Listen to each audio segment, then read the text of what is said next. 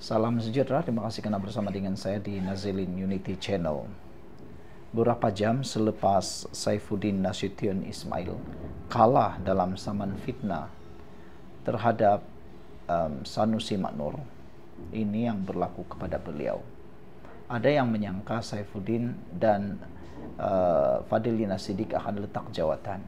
Ada yang mahu supaya mereka letak jawatan. Kononnya Fadlina gagal dalam urusan ataupun dalam kes membabitkan Zara. Tapi saya tidak setuju dengan tuntutan itu. Karena apa yang dituntut itu lebih kepada politik. Lebih kepada politik semata-mata dan tiada kaitan dengan kes pun. Jadi mereka menuntut Saifuddin Nasution Ismail letak jawatan kerana pun kalah dalam kes fitnah terhadap Sanusi Maknur. Namun demikian, apa yang berlaku? Saifuddin Nasution Ismail, Menteri Keselamatan Dalam Negeri, bukan letak jawatan. Dia tidak letak jawatan. Sebaliknya, dia akan membuat tindakan susulan berkaitan kekalahan itu di mahkamah. Menteri Dalam Negeri Saifuddin Nasution Ismail menghormati keputusan mahkamah, namun memutuskan untuk membuat rayuan terhadap keputusan tersebut. Walau bagaimanapun, setelah meneliti keputusan tersebut bersama pasukan Guaman, saya berpendirian bahwa terdapat asas undang-undang yang kukuh untuk dirayu, kata Saifuddin Nasution Ismail. Justru saya telah mengarahkan peguam cara saya untuk segera memfailkan rayuan di Mahkamah Rayuan. Saya juga akan memohon penangguhan pelaksanaan keputusan berkenan sementara menunggu proses rayuan selesai, katanya. Apa yang menariknya ialah betapa institusi kehakiman di Malaysia sekarang ini sangat telus. Bayangkan, Menteri Keselamatan Dalam Negeri pun boleh kalah di mahkamah. Ini menunjukkan bahawa secara tidak langsungnya tiada campur tangan politik dalam keputusan mahkamah. Inilah buktinya negara kita sedang dalam proses transformasi yang kita tunggu-tunggu. Semoga apa yang kita harapkan akan terus berlaku. Sebelum itu, izinkan saya untuk berkongsi dengan Anda semua. Ini terapi imun Transfer Factor for Life. Terapi imun yang meningkatkan daya imun badan kita sehingga 400% secara umum dan ringkasnya. Apabila imun badan kita lemah, apabila imun badan kita rendah, apabila imun badan kita tidak seimbang, ia juga akan menyebabkan kita bermasalah penyakit. Imun badan yang lemah juga akan menyebabkan badan kita kena penyakit dan tidak sembuh daripada semua jenis penyakit. Tapi apabila imun badan kita kuat, seimbang dan luar biasa bijaksana, maka semua akar penyakit akan dihapuskan oleh imun badan kita sendiri. Coba dapatkan produk yang hebat ini melalui nomor telepon saya yang tertera. Saudara-saudara sekalian, sebagai seorang yang menghormati prinsip keluhuran undang-undang, saya percaya sistem kehakiman negara akan memberikan ruang yang adil bagi saya mengemukakan hujah dan mempertahankan kebenaran, kata Saifuddin Nasution Ismail. Saya ingin menegaskan bahawa segala kenyataan yang saya keluarkan sebelum ini adalah berasaskan tanggung jawab saya dalam menyuarakan isu-isu kepentingan awam, katanya lagi. Saya akan terus berpegang pada prinsip bahawa keterbukaan, integriti dan kebertanggungjawaban adalah asas penting dalam sebuah amalan demokrasi, katanya lagi. Mahkamah Tinggi Alor telah pun memutuskan bahawa Saifuddin kalah dalam kes saman fitnah yang difailkan oleh Menteri Besar Kedah, Datuk Seri Muhammad Sanusi Maknur.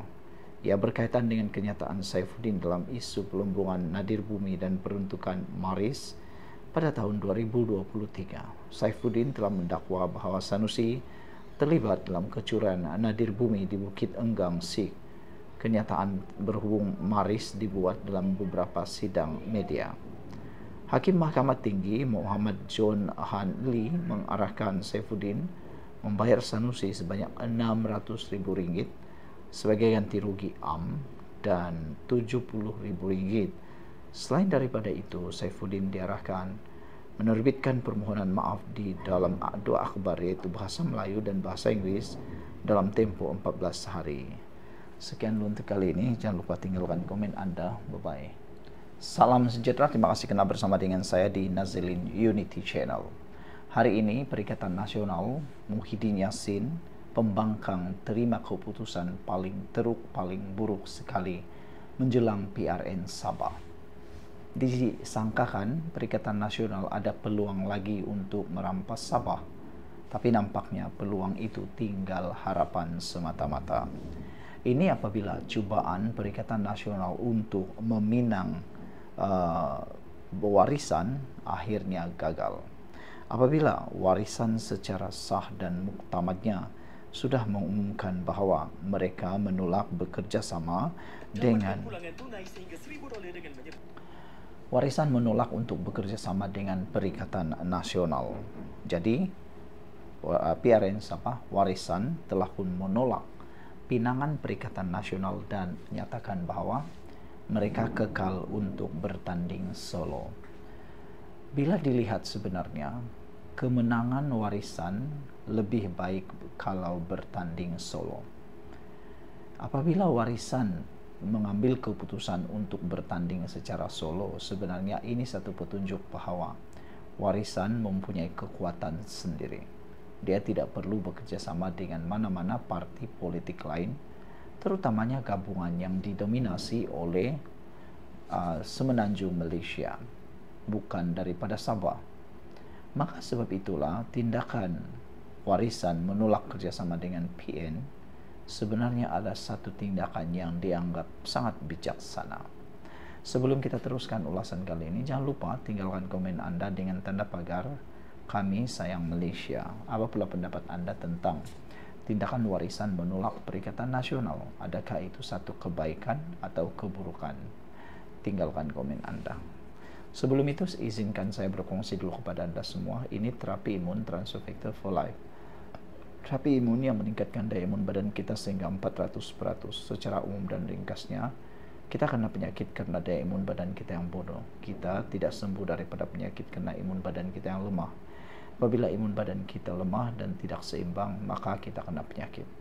Cepat dapatkan produk yang hebat ini melalui nomor telepon yang tertera. Produk ini mengajar dan mendidik imun badan kita menjadi kuat bijaksana untuk mengenal mana satu lawan, mana satu kawan dalam tubuh badan kita. Dapatkannya sekarang selagi Anda ada kesempatan. Saudara-saudara sekalian, menariknya hari ini ialah apabila warisan secara berani dan tegasnya telah pun menolak pinangan Perikatan Nasional dan menyatakan mereka kekal tanding solo. Jom kita ulas sedikit apa nasib yang akan melanda Perikatan Nasional dalam pilihan raya negeri di Sabah.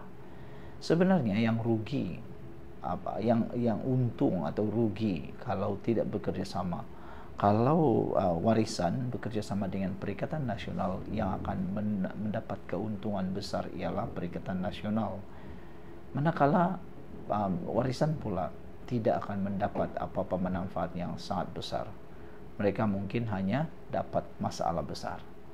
Karena bekerja sama dengan Perikatan Nasional bermaksud terpaksa berbahagi kerusi, berbahagi kuasa. Bukan itu yang Safi Afdal mahu atau warisan mahu. Saudara-saudara sekalian, manakala Perikatan Nasional pula gelombangnya di Sabah sudah kita ketahui, sudah tidak ada lagi. Silap-silap hari bulan mau dapat satu kerusi pun untuk Perikatan Nasional hampir-hampir mustahil dapat diperoleh di Sabah. Parti Warisan sekali lagi menegaskan bahwa tiada sebarang rundingan atau kerjasama dengan mana-mana gabungan parti politik pada pilihan raya negeri ke-17. Ketua Penerangan Warisan Datuk Muhammad Aziz Jaman berkata demikian selepas pihaknya mengambil keputusan dan mengumumkan kenyataan terkini Perikatan Nasional yang membayangkan kemudian kerjasama dengan parti itu pada PRN kali ini. Menurutnya, warisan menghormati mana-mana pihak yang memberi pandangan, namun parti itu tetap berpegang teguh pada pendiriannya. Warisan akan bertanding secara solo, dan sejak awal lagi warisan telah menyatakan pendirian kami bahwa dengan jelas di bawah kepimpinan Presiden Datuk Seri Safi Afdal, warisan akan bertanding dalam PRN 17 secara bersendirian menggunakan logo sendiri. Keputusan itu telah pun disampaikan secara konsisten dan kekal tidak berubah, katanya lagi. Warisan menegaskan bahwa tidak ada sebarang rundingan, perbincangan atau perjanjian dengan PN, GRS atau mana-mana gabungan politik lain berhubung kerjasama pilihan raya.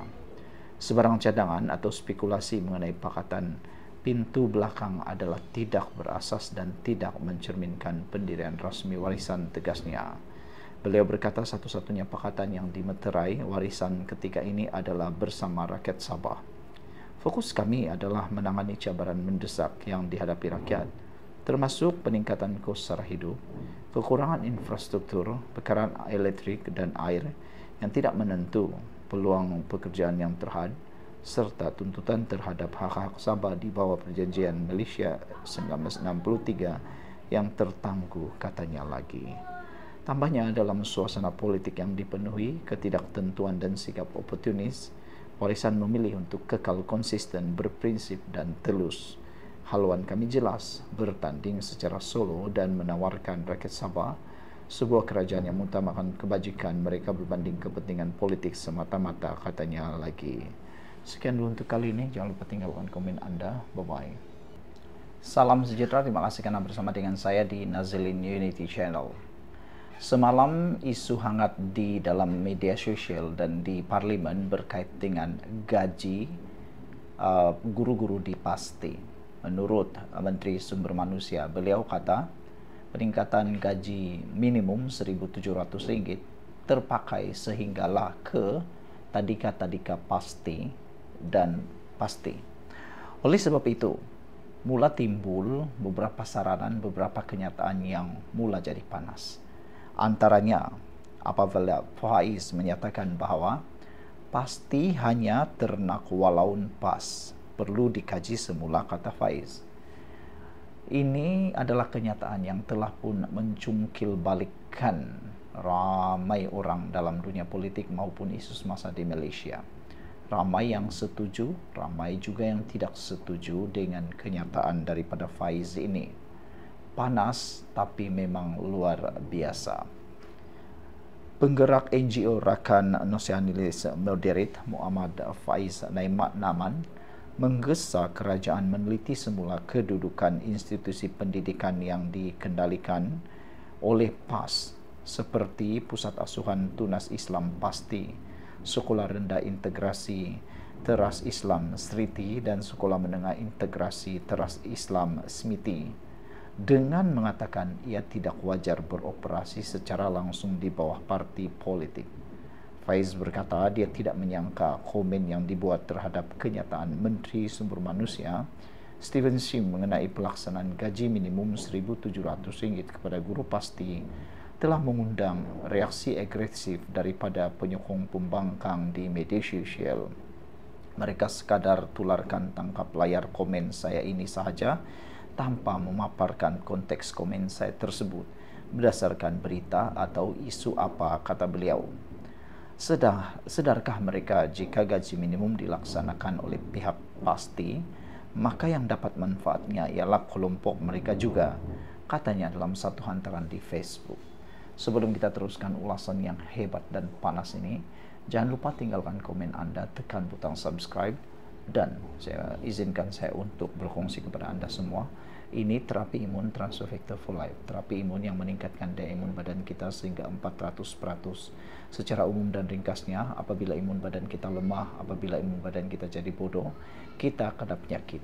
Tetapi apabila imun badan kita jadi kuat, seimbang dan bijaksana, imun badan kita akan mengenal mana satu lawan, mana satu kawan dalam tubuh badan kita. Lalu, imun badan itulah yang menyerang dan menghapuskan punca penyakit, akar penyakit yang ada dalam tubuh badan kita.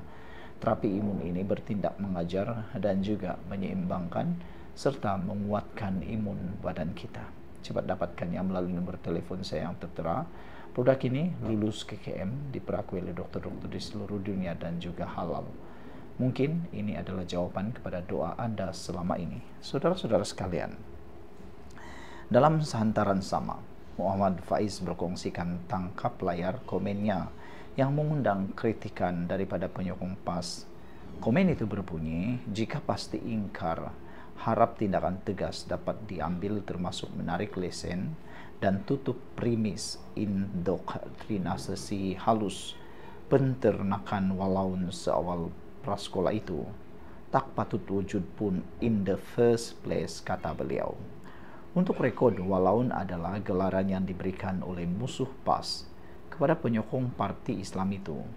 SIM pada 21 Ogos lalu di Dewan Rakyat berkata perintah gaji minimum Rp1.700 turut terpakai kepada guru pasti, dan ia adalah sama seperti yang dikenakan kepada pekerja sektor swasta lain. SIM berkata sekiranya terdapat sebarang ketidakpatuhan terhadap perintah terbabit, ia boleh dilaporkan kepada Jabatan Kerja Tenaga Kerja bagi membolehkan siasatan dilakukan. Mengulas lanjut, Muhammad Faiz berkata, isu berkenan pasti bukan sekadar isu kadar elaun yang rendah, membabitkan gurunya malah turut meliputi aduan lain seperti tidak mematuhi aspek silibus dan pengajian. Tambahnya, aduan yang diterima termasuk daripada guru pasti sendiri. Malah katanya ada laporan menyatakan institusi-institusi pendidikan di bawah PAS juga tidak didaftarkan secara sah sebagai sekolah, taman asuhan kanak-kanak atau tadika. Bagaimana institusi tidak berdaftar boleh dibiarkan beroperasi secara sistematik? Hampir seluruh negara melibatkan bidang pendidikan. Benarkah demikian soalnya? Bekas ahli Majelis Tertinggi Bersatu itu mendakwa sekolah-sekolah berkenan berperanan menanam pengaruh politik secara halus terhadap anak-anak yang menerima pendidikan di situ. Indoktrinasi ini tidak dibuat secara langsung atau terang-terangan, tetapi oleh kerana institusi tersebut dikelola oleh PAS, maka anak-anak lulusan dari PASTI, SRITI, dan SMITI setelah mendapat atau mereka remaja atau dewasa nanti sedikit sebanyak akan terasa terhutang budi dengan ekosistem yang dibina oleh PAS tersebut. Itu maknanya indoktrinasi jala halus tanpa sedar, kata beliau lagi. Faiz berkata pendidikan awal anak-anak, agama kanak-kanak sepatutnya disediakan dan dikawal oleh kerajaan persekutuan, termasuk kerajaan negeri, dan bukannya dikawal secara langsung oleh parti politik. Jadi saya mencadangkan kepada pihak kerajaan supaya sudah tiba masanya status pasti SRITI dan SMITI ini dikaji balik kedudukannya mengikut perlembagaan persekutuan, katanya lagi.